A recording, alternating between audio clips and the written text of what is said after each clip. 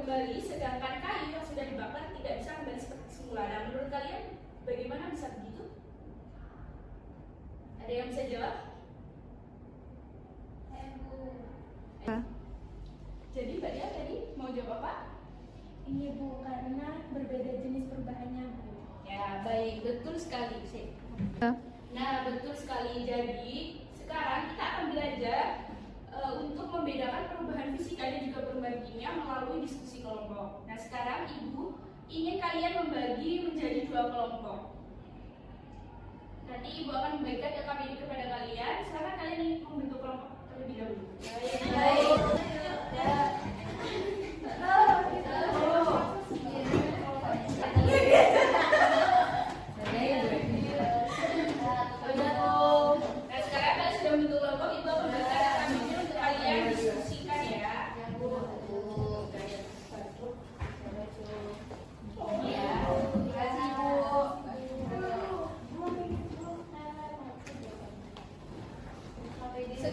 Sekarang Ibu kasih kalian waktu 5 menit untuk diskusikan LKPD itu ya. Nanti setelah itu kalian presentasikan ke kelompok ke depan kelas.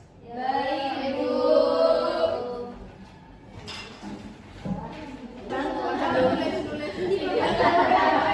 Terus skriping perubahan kimia.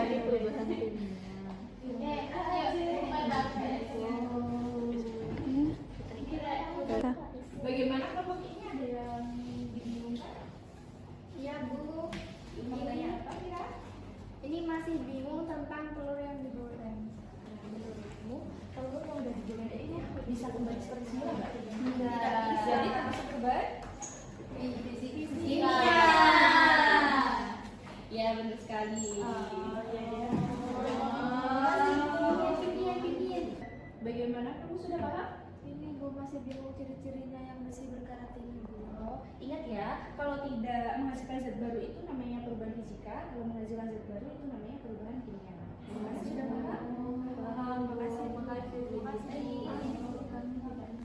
Baik, waktu diskusinya sudah selesai. Silakan untuk perwakilan kelompok bisa maju ke depan untuk mempresentasikan hasil diskusinya ya. Bisa dimulai dari kelompok 1 dulu. Siapa yang mau perwakilan untuk maju? Kita Bu. Ayo, perwakilan kelompok 1 silakan maju ke depan.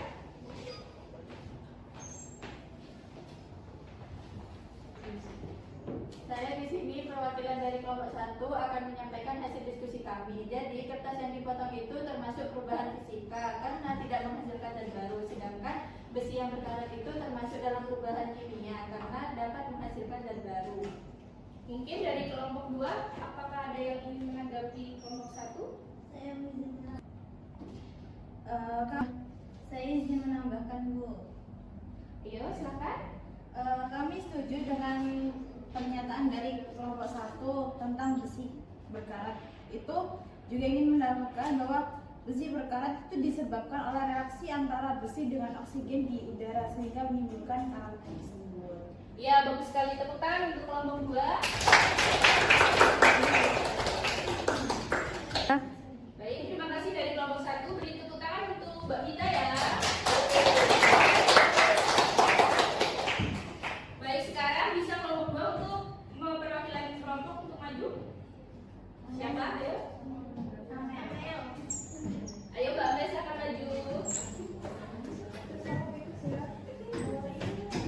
Baik, kami dari kelompok 2 akan menyampaikan hasil diskusi kelompok kami, yaitu di mana telur digoreng itu termasuk perubahan kimia karena tidak bisa kembali ke seperti semula. Nah, sedangkan air yang membeku itu termasuk perubahan fisika. Apakah kelompok lain ada yang ingin menanggapi? Silakan Mbak. Baik, Mbak Puji, silakan. Ya Bu, saya mau menambahkan kalau misalnya telur yang digoreng itu juga termasuk perubahan kimia karena terjadi perubahan bau dan juga bentuk. Ya, bagus sekali, tepuk tangan buat Mbak Puji. Baik, terima kasih untuk Mbak Amel. Tepuk tangan buat Mbak Amel ya.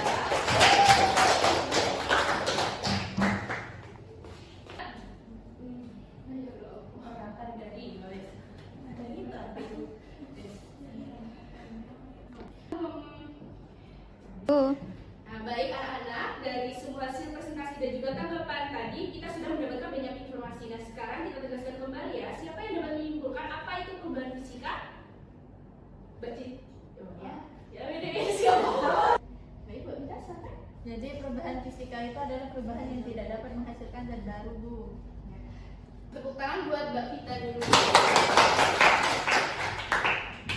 Jadi dapat kita simpulkan bahwa perubahan fisika itu tidak dapat menghasilkan zat baru tetapi dapat kembali seperti semula, sedangkan perubahan kimia itu dapat menghasilkan zat baru tetapi tidak dapat kembali seperti semula. Nah, jadi anak-anak, siapa yang dapat menyimpulkan apa manfaat kita mempelajari perubahan fisika dan juga perubahan kimia hari ini? Ya, Saya, Bu. ya silakan. Agar kita dapat memahami perubahan yang terjadi di sekitar kita. Ya, bagus sekali, tepuk tangan dong. Nah, Ibu sangat mengapresiasi kalian hari ini. Kalian sudah aktif berdiskusi, juga sudah aktif untuk tanya jawab sesama kelompok ya. Jadi Ibu cukupkan untuk pembelajaran hari ini. Sekian. Wassalamualaikum warahmatullahi wabarakatuh.